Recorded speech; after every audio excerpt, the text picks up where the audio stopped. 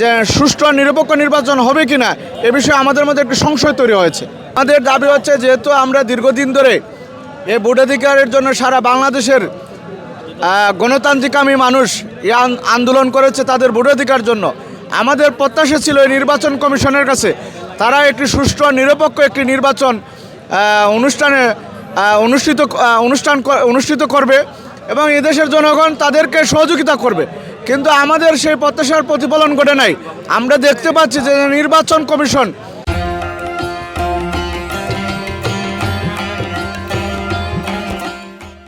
একটি বিশেষ গোষ্ঠী বা বিশেষ দলকে তাদের পক্ষে পক্ষপাতদুষ্ট আচরণ করছে, যা আমাদেরকে খুবই হতাশ করছে।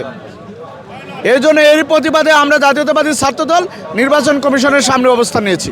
আয়রন সহ দেশে ওয়ার্ল্ডে দেখবেন যে বহির্বিশ্বে অনেক দেশেই তাদের যে পোস্টাল ব্যালট